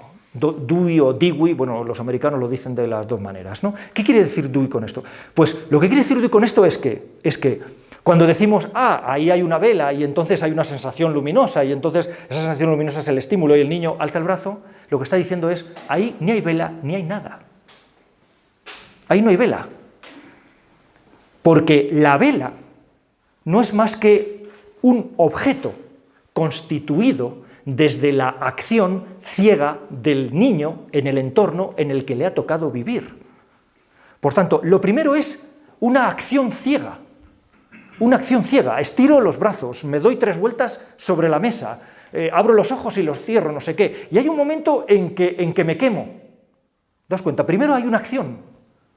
Y hay un momento en que me quemo. Bueno, es resultado de esa acción caótica lo que configura el mundo, lo que hace que la vela sea la vela.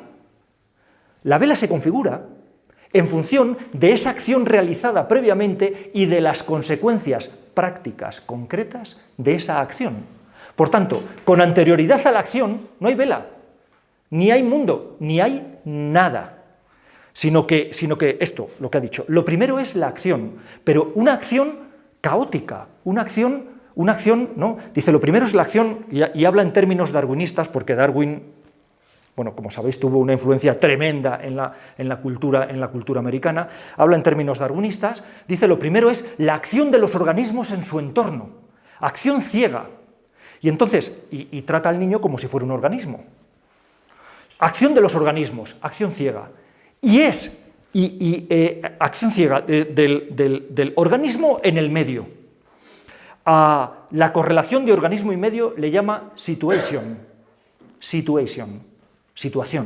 correlación de organismo y medio.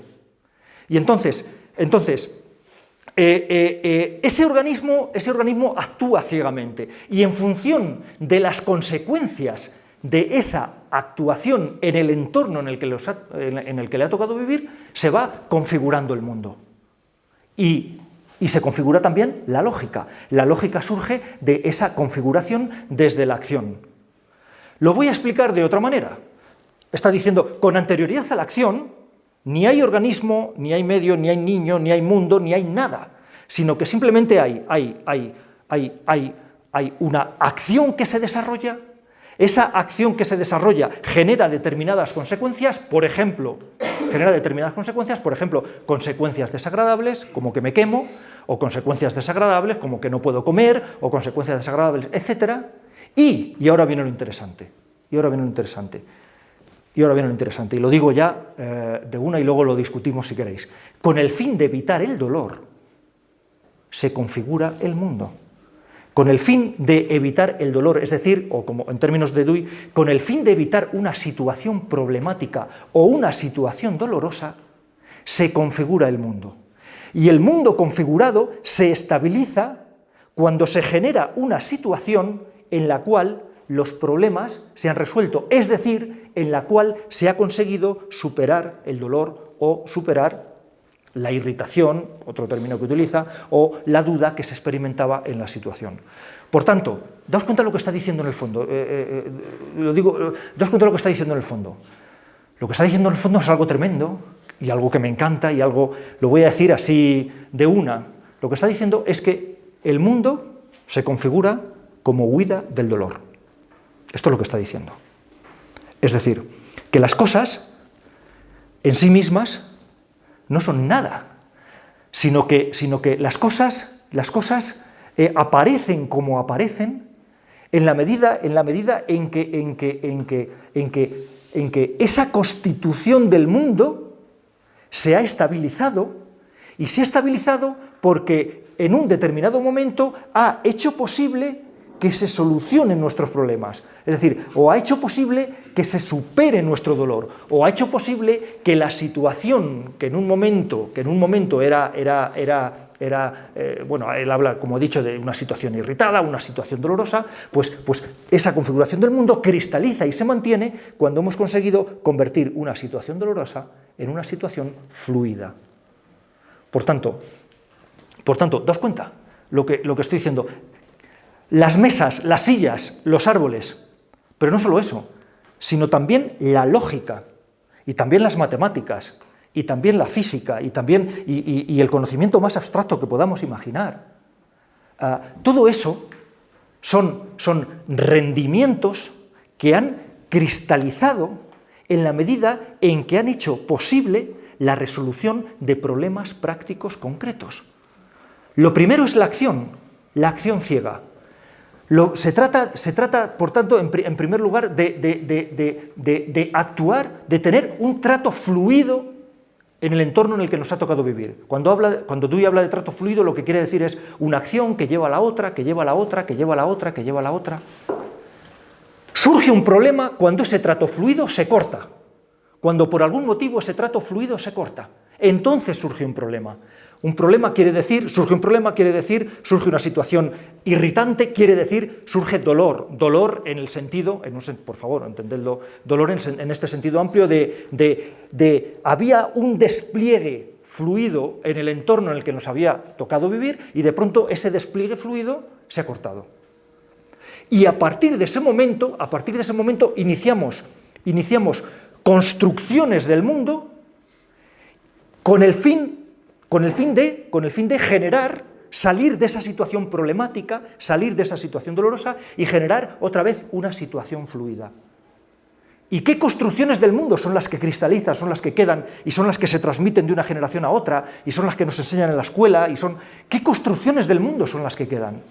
Pues muy sencillo, las construcciones del mundo que quedan son aquellas que permiten transformar una situación problemática en una situación fluida. ¿Qué son las cosas en sí mismas? Respuesta, las cosas en sí mismas no son nada. Dicho de otra manera, las cosas no tienen rasgos intrínsecos. Dicho de otra manera, las cosas no tienen en sí mismas cualidades primarias que tengamos que descubrir, sino que el mundo sencillamente es una configuración que surge como respuesta a la huida del dolor y a la consecución de situaciones fluidas. Pongamos un ejemplo, el ejemplo que pone el de una ameba que va a un charquito todos los días y, bueno, desarrolla un determinado tipo de hábito, y consigue comida, y otra vez desarrolla una determinada conducta en función de un determinado hábito y consigue comida, pero cae una piedra o cae no sé qué, y hay un momento en que la ameba ya no puede desarrollar una determinada conducta en función de un determinado hábito y ya no puede conseguir comida. A partir de ese momento, ¿qué pasa? Pues a partir de ese momento la ameba comienza a moverse, la acción de la ameba comienza bueno, se mueve para un lado, para otro, hasta que hay un momento en que da la vuelta a la piedra, no sé, hace un giro y vuelve a conseguir comida. Y al día siguiente vuelve a hacer otro giro y vuelve a conseguir comida. Y al día siguiente repite esa acción se sedimenta como un hábito y a partir de ahí aparece una constitución del mundo de la ameba que cristaliza en la medida en que le ha permitido la solución de un problema práctico concreto, en este caso tiene que ver con la comida.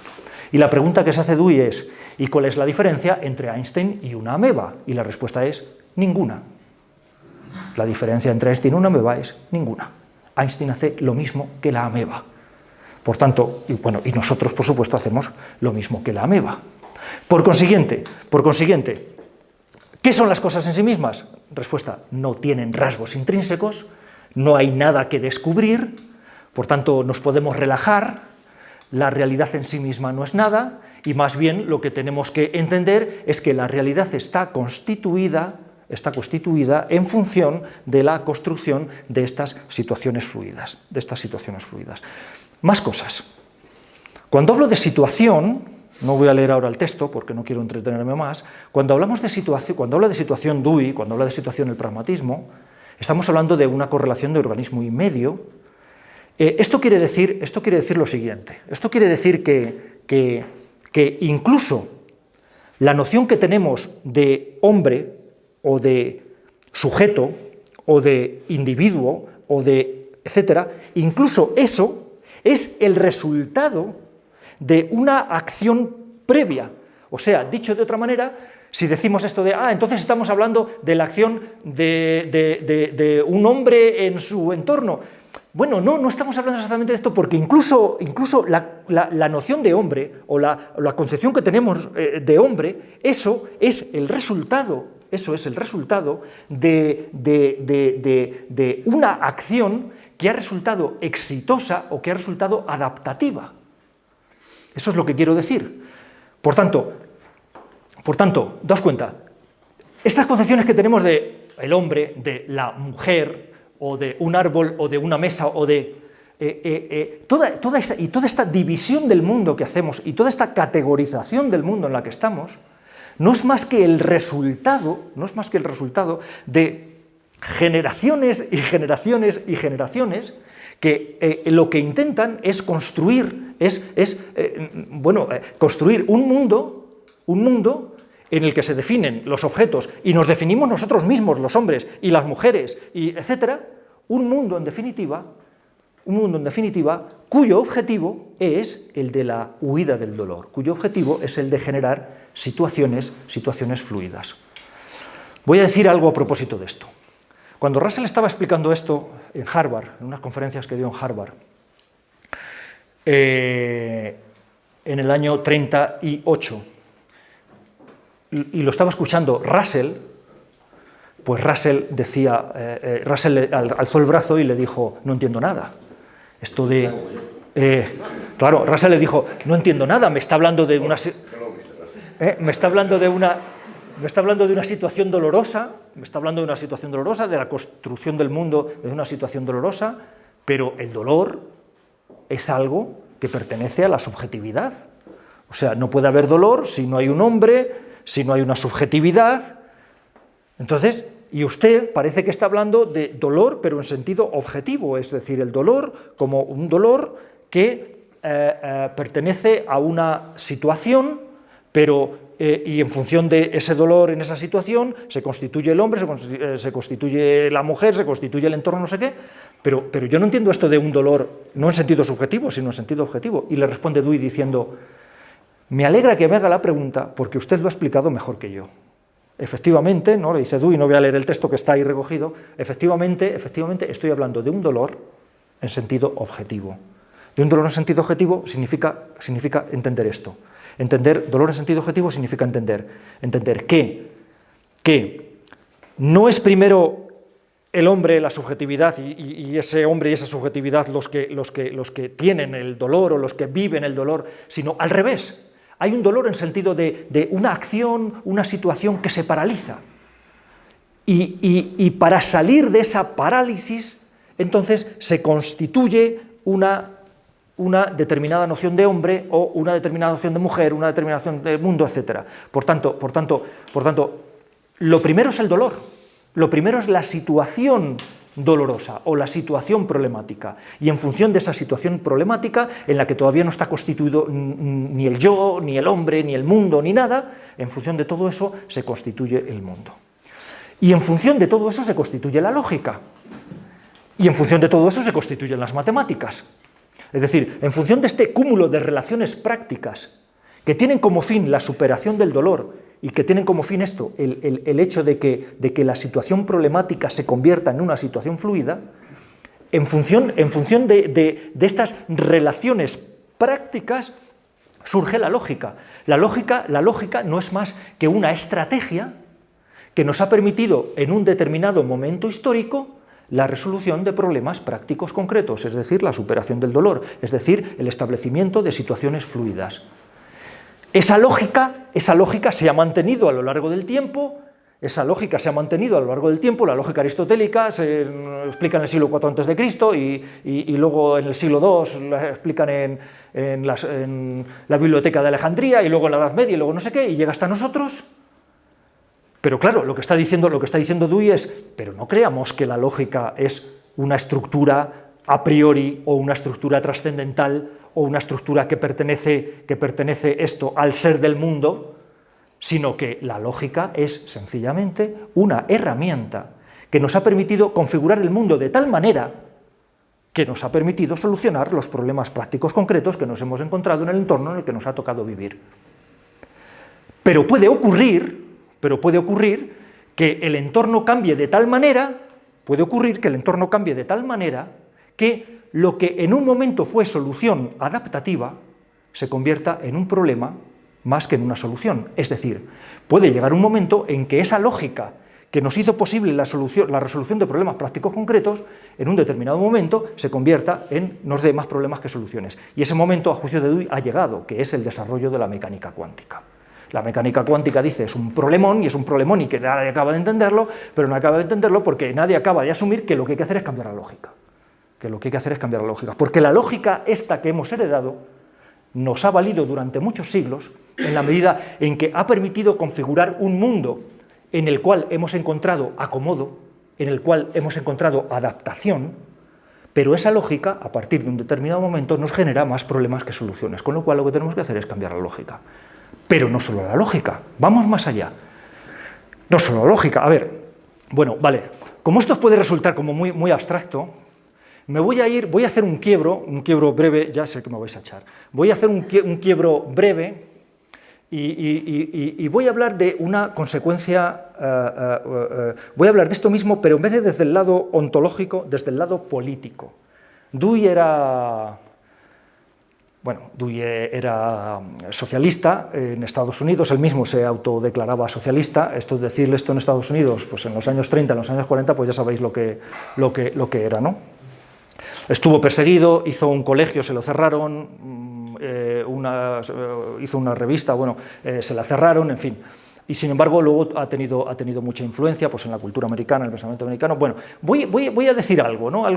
Estos ejemplos políticos que pone Dewey y que me gustan, ¿no? Porque se entiende bien lo que quiere decir esta ontología, ¿no? Voy a poner un ejemplo.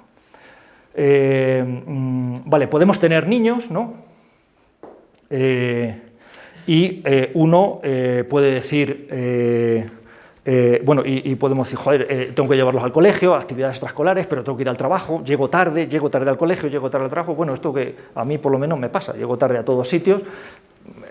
Y incluso podemos experimentar un problema, decir, joder, es que no llego, soy un mal padre, soy un mal trabajador, soy malo en todo, porque no llego a tiempo nunca, bueno, incluso uno lo puede vivir con desasosiego, incluso uno puede necesitar terapia o puede necesitar, ¿no?, Lexatin, ¿no? Puede necesitar una pastilla de Lexatin o de Prozac O puede tener que ir al psicólogo y decir, mira, yo no valgo para esto de la paternidad, o yo no valgo para esto del trabajo y lo que quiero es ser funcionario, o prejubilarme cuanto antes, o lo que sea, este tipo de cosas, ¿no? Bueno, lo que quiero decir es que hay una manera de vivir eso, de vivir ese problema, una manera que es esto, atendiendo a la subjetividad, ¿no? Atendiendo a la subjetividad, y atendiendo a la subjetividad, entonces pues nos tomamos una pastilla, o vamos al psicólogo, o vamos al psicoanalista argentino, o lo que sea, ¿no? Para solucionar ese problema, pensando que ese problema es nuestro, que ese problema es de nuestra subjetividad. ¿Qué os parece si os digo que ese problema no es subjetivo, sino objetivo?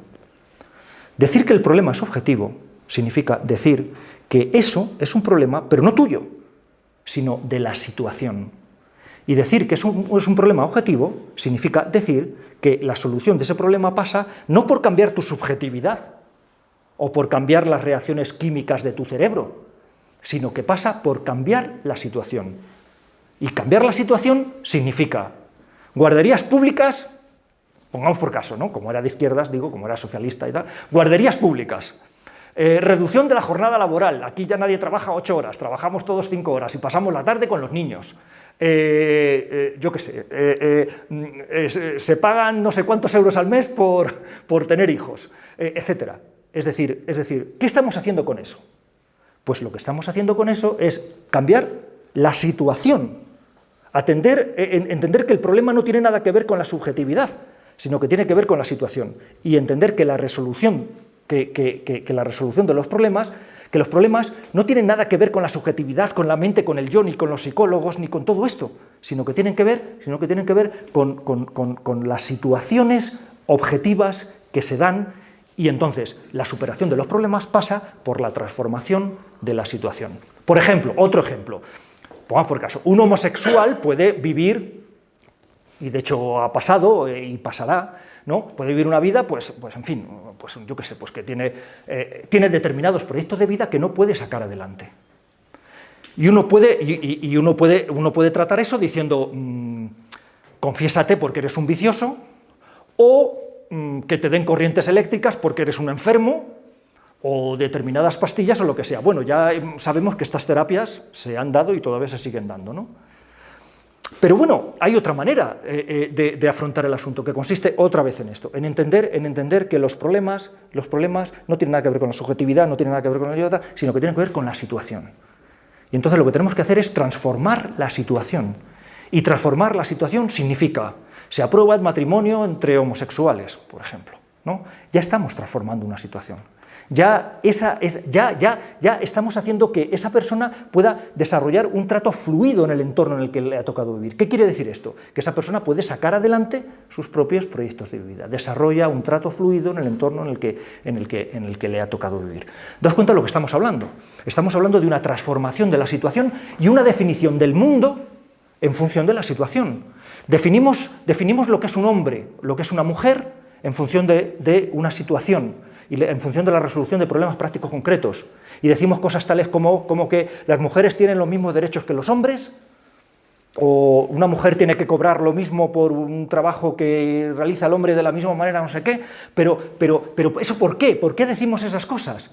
Pues decimos esas cosas porque lo que queremos es, no porque la mujer sea por esencia igual que el hombre. Por esencia la mujer no es igual que el hombre, porque la mujer ni tiene esencia, ni el hombre, y el hombre tampoco tiene esencia, digo, según este punto de vista. O sea, no podemos decir esto de por esencia no, porque ni hay esencia en el hombre, ni hay esencia de la mujer. Entonces no vale esto de por esencia. De lo que se trata es de construir un mundo en el que el hombre y la mujer aparezcan definidos de tal manera que hagan posible la superación de los problemas prácticos concretos, ojo, en el entorno en el que nos ha tocado vivir. Porque puede ser que la definición que hacemos en un determinado momento histórico, en un determinado entorno, sea adaptativa en ese momento histórico, pero no valga para nada en otro momento histórico. Entonces tenemos que saber que esas definiciones tienen que cambiar. Lo mismo ocurre con los homosexuales, ¿no? Hemos cambiado la definición de lo que es un homosexual. Esto fue una polémica interesante, ¿no? Que algunos decían, no, pero no podemos poner el nombre de matrimonio a una unión entre homosexuales, y los homosexuales decían, sí, hay que poner esa etiqueta. ¿Por qué? Porque lo que se está haciendo en el fondo es cambiar la definición, sin atender a esencias, sin atender a rasgos intrínsecos de las cosas. No estamos aquí atendiendo a la esencia de lo que es un homosexual o a la esencia de lo que es un heterosexual, no estamos atendiendo a eso. Simplemente lo que estamos diciendo es, queremos generar una situación distinta, queremos transformar la situación y en función de esa transformación de la situación definimos el mundo. Por tanto, ¿qué es el mundo en sí mismo? Respuesta, nada. Nada. ¿Qué es un hombre en sí mismo? Nada. ¿Qué es una mujer en sí misma? Nada. Nada. O sea, de lo que se trata, por tanto, es de definir el mundo para que todos y cada uno podamos sacar adelante nuestros proyectos de vida. Esta es la idea. O sea, se trata de definir el mundo para restaurar el trato fluido en el entorno en el que nos ha tocado vivir. Y por tanto es una investigación que, como veis, y esto es lo que caracteriza la posmodernidad, ¿no? Es una investigación que ya no recurre, que recurre a, en la que estamos hablando de relaciones pragmáticas que definen las cosas, por ejemplo, de relaciones pragmáticas que definen las cosas, por ejemplo, ¿qué es una mujer? Pues definimos ahora una mujer, pues en función de que se puede poner pantalón. Antes no, ahora sí, en función de que pueda abrir una cuenta en el banco, antes no, ahora sí, en función de que puede ser directora general del Corte Inglés, antes no, pero ahora sí, en función de, es decir, esto, hay un conjunto de relaciones pragmáticas que son las que definen lo que es una mujer. ¿Cuáles son los rasgos intrínsecos de una mujer? Ninguno. Estamos hablando de una definición del mundo en función de relaciones pragmáticas que definen lo que es una mujer y que definen lo que es un hombre y que definen lo que es un homosexual y que definen lo que es un heterosexual, etc. Pero daos cuenta, entonces, si quieres, por tanto, transformar el mundo, la transformación del mundo se lleva a cabo no descubriendo la naturaleza intrínseca, los rasgos intrínsecos de las cosas, las cualidades primarias, no. O sea, no hace falta ser químico para transformar el mundo, no hace falta ser físico para transformar el mundo, no hace falta ser alquimista, como los alquimistas de la Edad Media, para descubrir las propiedades intrínsecas de la materia y convertir cualquier piedra en oro, que era lo que pretendían los alquimistas, ¿no? No hace falta ser alquimista para transformar el mundo, hace falta ser político para transformar el mundo, hace falta tener el BOE en las manos para transformar el mundo. Es decir, lo que hay que hacer para transformar el mundo es cambiar las relaciones prácticas concretas que acontecen, porque en función de esas relaciones prácticas concretas se definen todos los entes, se define la totalidad del mundo. Esto es lo que hace que en la posmodernidad, no he dicho esto del BOE en broma, esto es lo que hace que en la posmodernidad la metafísica se reemplace por la metapolítica. ¿Qué significa esto de sustituir la metafísica por metapolítica? Una palabra, una expresión muy chula que a mí me gusta mucho. Pues sustituir la metafísica por metapolítica significa que ya no tenemos que buscar los rasgos intrínsecos de las cosas, porque no creemos que las cosas tengan rasgos intrínsecos, porque no creemos que algo sea en sí de una determinada manera. Las cosas son, como se dice ahora en el pragmatismo, meros centros de gravedad descriptiva. Centros de gravedad descriptiva significa que son meramente, que las cosas están definidas en función de cúmulos de relaciones prácticas. Cúmulos de relaciones prácticas que pueden cambiar. Cambiamos las relaciones prácticas, cambian las cosas. Cambiamos las relaciones prácticas, cambian las cosas y cambian la definición de la totalidad del mundo. Esta es la idea. Esta es la idea. No sé si me he explicado. Yo no lo entiendo. Pero quiero hacer una pregunta. Pero bueno, lo primero, ¿me he explicado o...? Para. ¿No? Termina, por favor. Vale, bueno. Termina, para. Vale. Que esto es difícil. Claro, entonces claro, voy a terminar solo diciendo, es muy tarde ya, diciendo solo una cosa. Claro, esto de, entonces, claro, cambiamos las relaciones prácticas. Claro, alguien puede decir, hombre, pero las mujeres tienen niños, los hombres no, ¿no? Bueno, la respuesta es, relájate, que esto falta poco ya, ¿no? Sí, en el fondo lo que se quiere decir con este tipo de argumentos es, ya, pero en el fondo sí hay rasgos intrínsecos que definen un hombre, que definen a una mujer. Bueno, la respuesta del pragmatismo es, bueno, pues no, pues vamos a atrevernos a lanzar propuestas originales, propuestas novedosas en función de las cuales se genere un nuevo trato práctico en el mundo que permita a su vez definiciones nuevas. Es decir, Bueno, pues atrevámonos a imaginar un mundo en el que los hombres podemos tener niños. Bueno, pues tenemos hospitales, tenemos, etcétera, ¿no? Bueno, pues eso, nos operamos o nos hormonamos o no sé qué, pero eso es, o sea, atrévete a pensar el mundo de otra manera. Entonces, cuando te encuentras con problemas o cuando te encuentras que no puedes desarrollar un determinado trato fluido con el entorno, o cuando encuentras que no puedes sacar adelante tus propios proyectos de vida, no tienes que hacer una investigación acerca de los rasgos intrínsecos de las cosas, porque no hay rasgos intrínsecos. Lo que tienes que hacer es tener la suficiente imaginación como para